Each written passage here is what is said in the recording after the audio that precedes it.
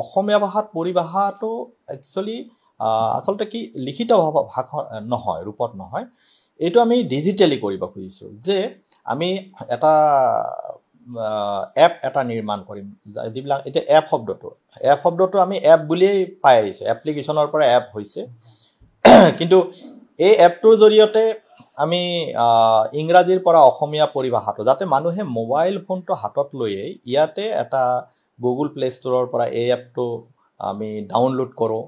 আমি ডাউনলোড কৰি পেলাই এই এপটোৰ জৰিয়তে প্ৰয়োজনীয় পৰিভাষাখিনি যাতে আমি য'তে ত'তে ব্যৱহাৰ কৰিব পাৰোঁ, আৰু এই কাৰণে আমি এই প্ৰস্তুতিটো আৰম্ভ কৰিছিলোঁ।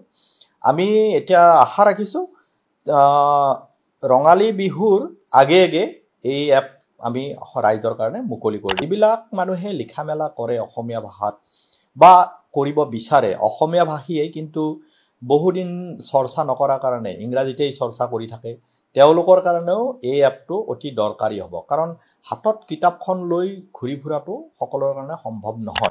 অকল আমোলা বিষয়া বা অন্যান্য লোকেই নহয়, সাংবাদিকসকলৰ কাৰণেও বা যিকোনো ক্ষেত্ৰত ছাত্ৰ ছাত্ৰীসকলৰ কাৰণেও এইটো, বা শিক্ষকসকলৰ কাৰণে, সকলো চৰকাৰী বিষয়া বেচৰকাৰী কৰ্মচাৰী সকলোৰে কাৰণে অসমীয়া ভাষাটো যাতে ব্যৱহাৰ কৰোঁতে কোনো হাঁহিব নোৱাৰে, ইটিকিং কৰিব নোৱাৰে। কাৰণ এই শব্দবিলাক যিমানখিনি পাৰি ব্যৱহাৰ কৰাৰ কাৰণে আমি এই এপটোত শব্দবিলাক থাকিব। হয়, আমাৰ অসম প্ৰকাশন পৰিষদৰ উপাধ্যক্ষ মাননীয় সুমন্ত চলিহাৰ নেতৃত্বত এখন সমিতি গঠন কৰা হৈছে।